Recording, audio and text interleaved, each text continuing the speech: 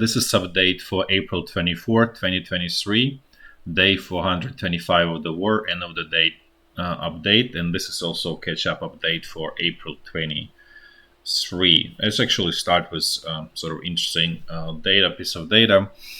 This is what I mentioned before, that very few people, especially in sort of deep West, are willing to fight for their own countries. So if you look at this, this is essentially percentage of population who's willing to fight. So you can see levels below 30% is essentially country most likely will not be able to defend itself. And I'm not even talking about, if you look at the Netherlands, 15%, Germany 18%, and Belgium 19%, Italy also closed there 20%. This is essentially countries that are actually, I would argue that they are sort of on the verge of civil war. That's actually a sign of internal conflict in this country, the same as you can see in France and Spain and so on. Again, so Russia is obviously also seeing that, the same picture, and they fully aware that, West might be large from a, in terms of number, in terms of population, but at the same time, if you multiply it by actually people who are willing to fight, you might be having 1-to-1 ratio or close to it, right? So I don't have numbers for the U.S. Don't want to sort of speculate, but that would be interesting to understand the numbers for the U.S.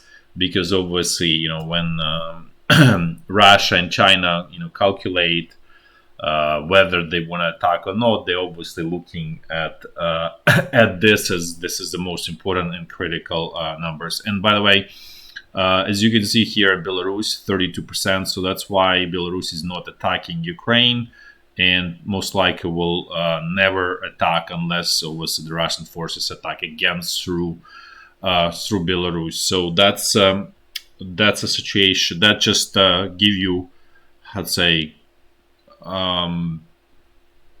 understanding of battle capabilities of Western, I would say, Europe, more specifically Western Europe.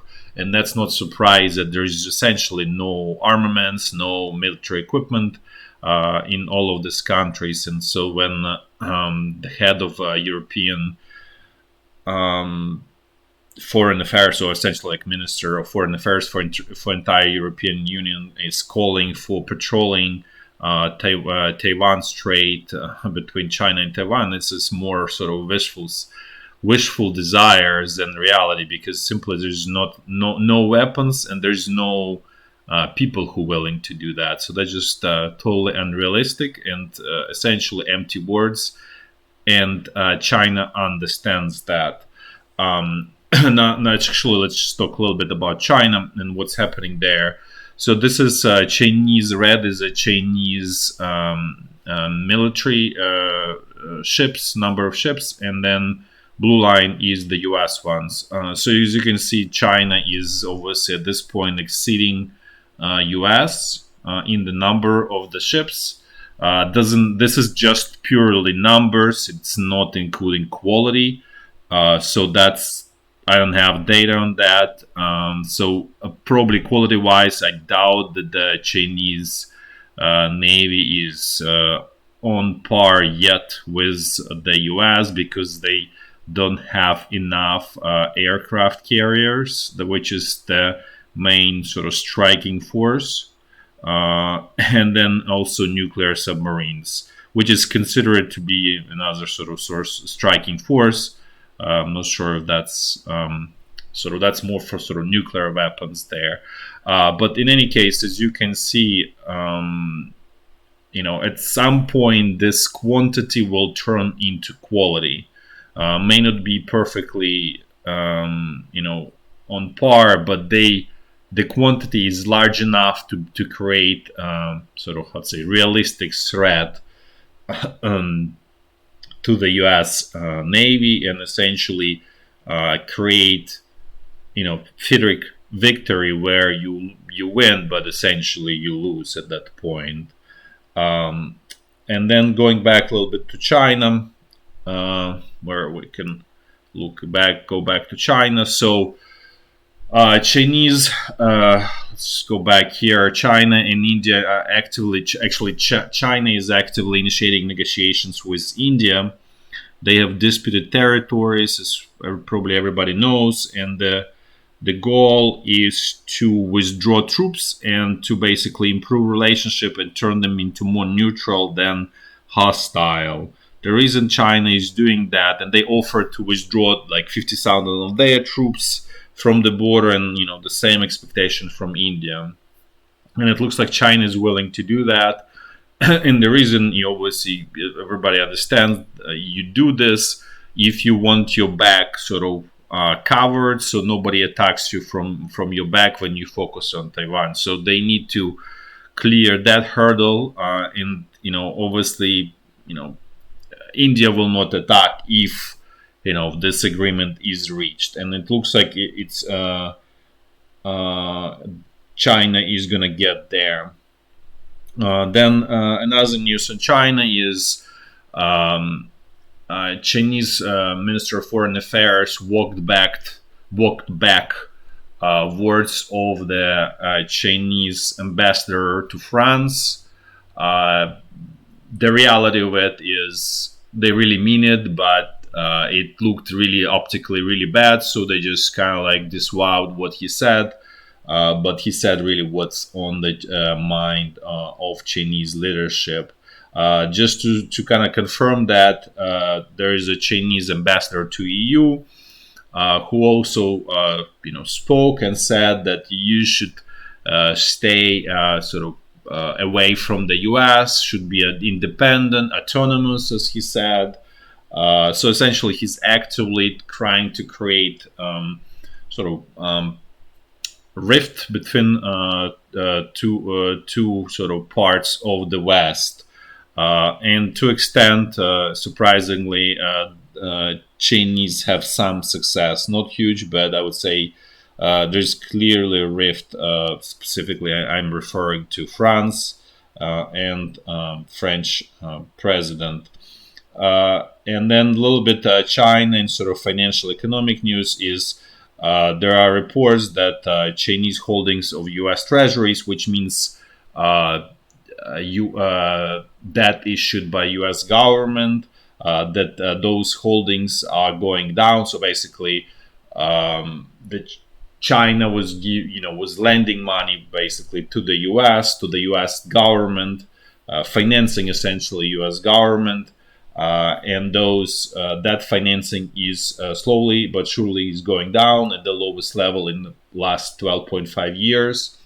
And the reason for that is actually because the trade between the two countries is breaking down.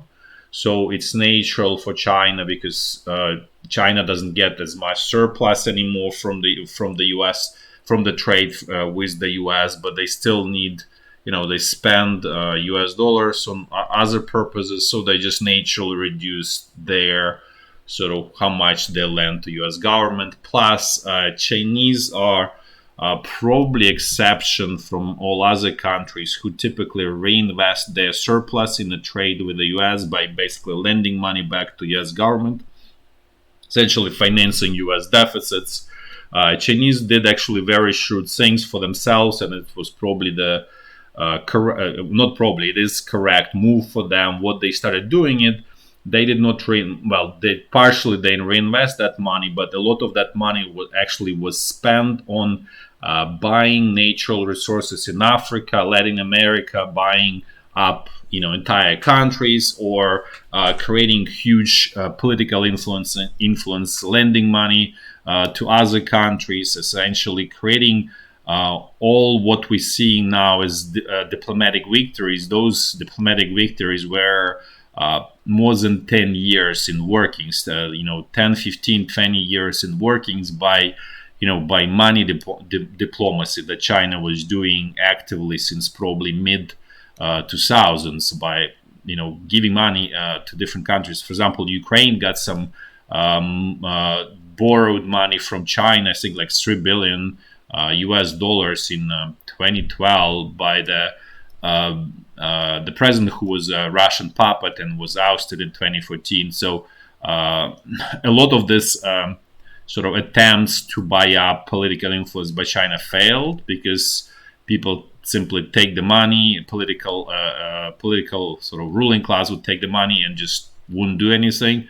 But in many instances where China has also some other leverage, it did work out, and specifically more so in Africa. Now let's switch a little bit to actually Russia. And just want to highlight, because there is a lot of sort of in the news that Russian GDP is not falling and so on. I disagree, and partially GDP is by itself flawed measure. If you spend money on military expenses, it's counted as sort of GDP, but really it's not. It's expense. It's not productive. How would say? It's money not spent productively, right? So this is really expense. It's not really revenue. But if we look at actual situation with the Russian consumer, or just generally how everything is going there, so there is another data point, like laptop sales in Russia fell 25% in Q1 23, and this is in units, which is important because it allows you exactly understand what's going on, because it removes the effect of inflation and prices and so on. So we just know that sales fell 25%, which is, I would say, huge.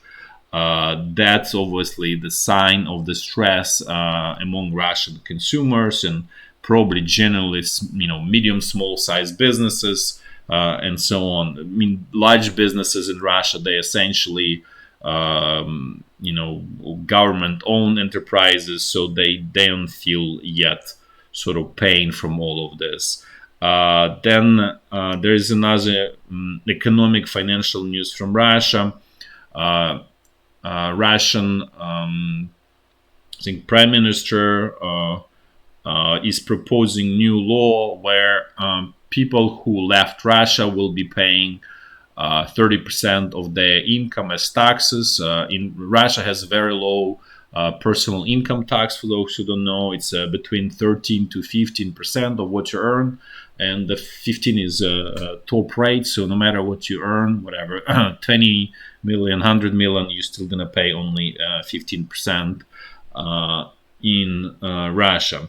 So as you can see, Russian government is trying to sort of create financial incentive for those people who left to come back, or effectively also kind of creating a situation where they're just gonna say, okay, goodbye forever. But what this also highlights is that Russia lost a lot of skilled professionals who left, especially in the IT field. And that's they feeling sort of pain from that, because there's a large number of those, and it's essentially brain drain for Russia, and they trying to, force them to come back with a stick. Obviously, sticks don't work, let's put it this way. Then another sign of problem and stress in Russian economy at a regional level, the debt of the regional of the regions grew by 4.4% in March. So if you annualize, it's gonna be probably like roughly 50%. So you can imagine that this really means situation is out of control. So essentially, the way and this is basically intergovernmental debt. So what this really means, the central government gives money to the local governments, to regional governments, and those funds are counted as loans. So that means it's not just regular inter-budget transfers, but it's like more what sort of regional governments requiring, asking for more. Because of the probably difficult economic situation, and they don't collect enough taxes locally. So as a result, they're asking for these loans from the state budget. And as you can see, the number is growing quite significantly just in 1 month. So again, it shows you the stress and poor economic activity at the regional level in Russia. Then just more sort of situation with the Russian diplomacy, and Russian Minister of Foreign Affairs went to United Nations, which is in New York City, to make to basically give a speech, and that is how to say useless speech, because essentially there won't be any outcome out of that speech. Nevertheless, he went there, but there was quite a bit of insult to the Russian side from the U.S. because U.S. refused to issue visas to Russian journalists who accompany Minister of Foreign Affairs, and that apparently caused a lot of irritation on the Russian side. And Minister of Foreign Affairs, Russian Minister of Foreign Affairs, said that we will not forget and we will not forgive, and we will treat US in the same way. So just kind of gives you a feeling of the, how to say, depths of the between the West and Russia. Then I just want to give you an update on this grain deal, which is up in the air right now, because it's expiring, I believe, on May 18, which also kind of tells us that what Russia was saying, that it's only extension by 2 months, was correct in the end. However, Turkey is pressuring Russia strongly to extend the deal. Russia, when Russian Minister of Foreign Affairs was asked point blank about what he thinks about it, he simply decided not to answer. So, which kind of gives you understanding of how much leverage Turkey has on Russia.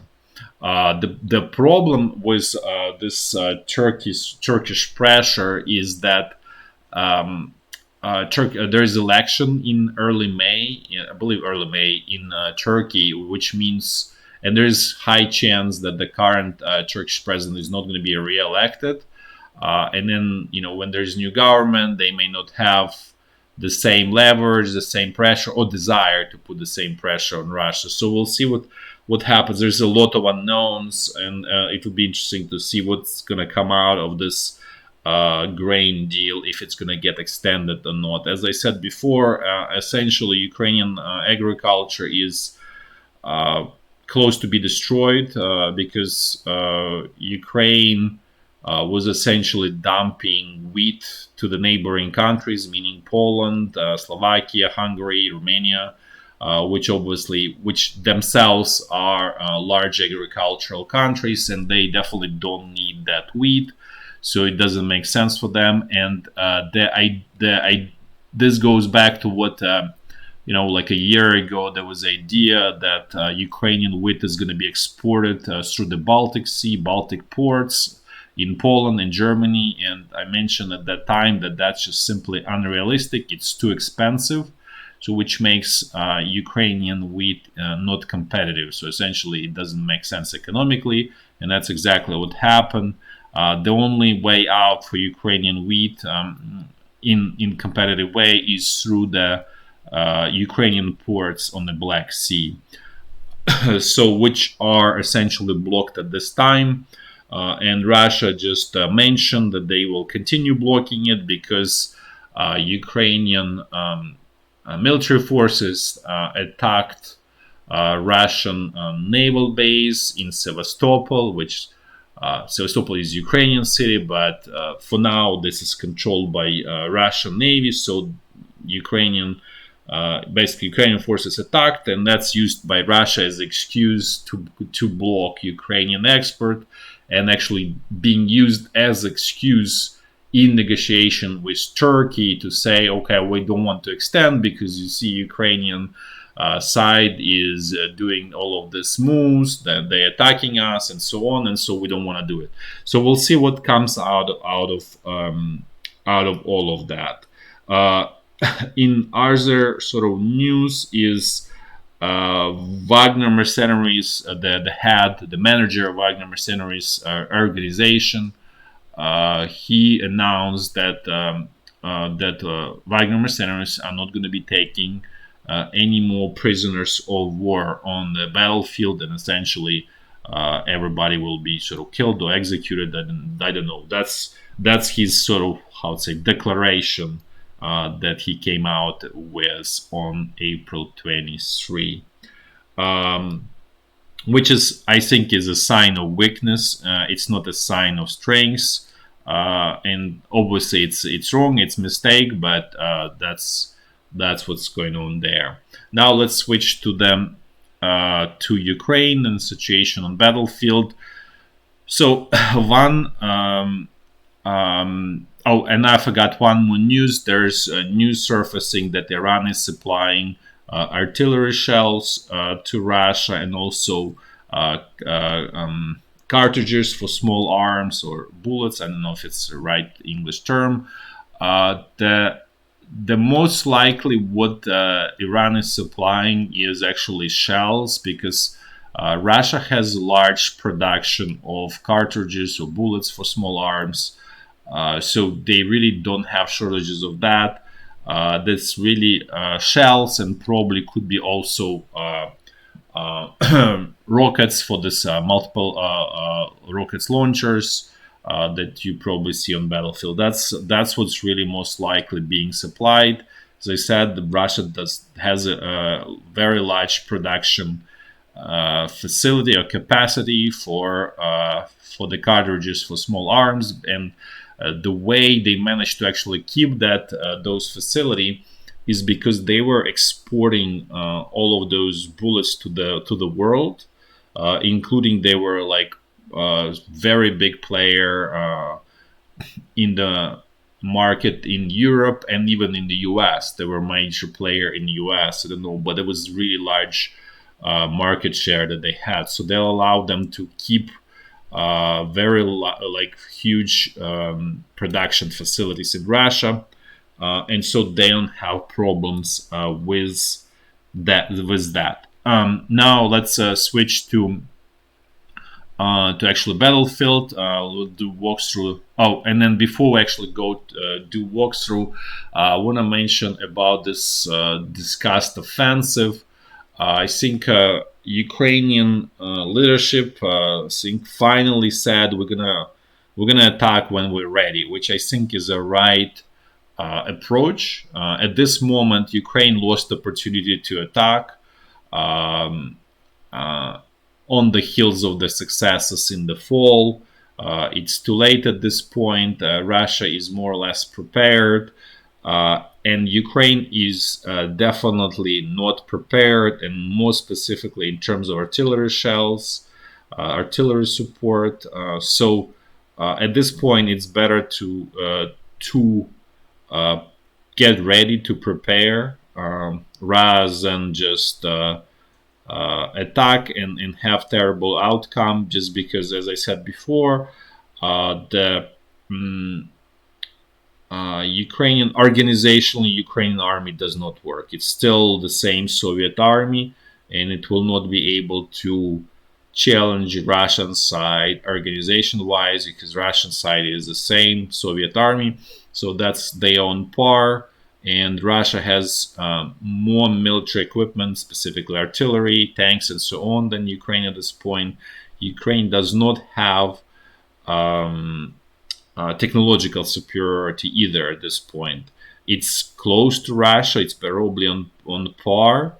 There is some sort of compensatory effect from the Western equipment, but the quantity of that equipment is not enough to create really strong technological superiority. So as a result, there is, if you really look at this, so there are two sides of it, right? Organizational is Ukrainian army is not there, and technologically it's not there. If let's say you have terrible organizational situation, which is what's going on with Ukrainian army, then you may want to compensate it at least with strong technological advantage, and it's also not there. So the chances for the attack, if you really think about it, is not that great. There might be some successes, but may not be. It's just not. It's not guaranteed, let's put this way. And so but it will lead to huge losses. There were also concessions from Ukrainian military command that the quality of the troops is going down.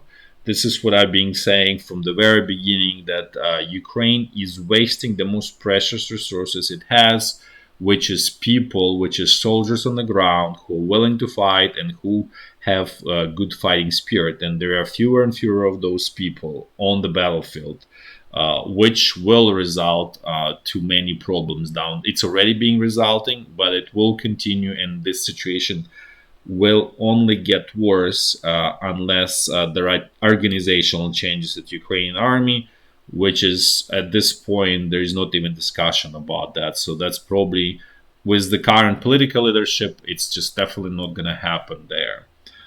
So now, finally, let's get to the front line. So the situation along the state borders remains more or less the same. Fairly intense exchange of all sort of strikes.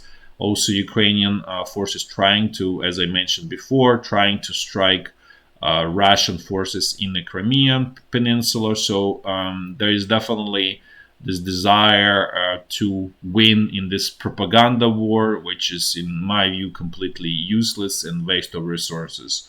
Nevertheless, if you know, this is a result of the situation where Ukrainian army is not capable to achieve actual results on battlefield. So then you create this smoke and mirrors of propaganda, and that's unfortunate. Let's now move to the North Lugansk front line. Things here are, as I mentioned before, are turning into another Zaporizhya front line. Things, it's essentially stalemate. There's nothing really happening here. This is really becoming a quiet section of the front line overall. Now let's move to the North Donbass, where things are still active. So here, before we jump to Bahmut, I want to mention one important thing, is that looks like Russian forces captured important strong Ukrainian stronghold in this village Spirna here, as you can see. They haven't captured the village, but the loss of that stronghold essentially means that the village and probably the whole area will be lost fairly soon. So that's just sort of on the negative side here for Ukrainian troops. Then in terms of Bahmut, things did not change. All pressure is in Bahmut. Then there is a little bit of sort of supporting attack by Russian airborne troops towards Orikhovo-Vasilievka. This is more just to sort of stretch Ukrainian forces and prevent them from, concentrating and responding to Wagner mercenaries in Bakhmut. So again, the squeeze continues. No essential changes there, meaning Ukrainian troops slowly but surely losing control over Bakhmut. So at this point, Ukrainian troops, and it's all obviously all approximate because things changing, and I would say to some extent even commanders don't know perfectly where the front line is. But roughly it goes from this little lake here, like around this park, and then it's sort of turning south and where I show. So essentially Ukrainian troops almost completely squeezed out of Bakhmut. The sort of the end of it is not far away, let's put this way, unless there is some counterattack and so on. But this is sort of like, in a way, wishful thinking, let's put this way. So this is just quickly how things were sort of changing around Bakhmut over this time. Again, this is the same sort of picture what I was discussing before. Now let's move south. Let's see what's going on at central Donbass front line.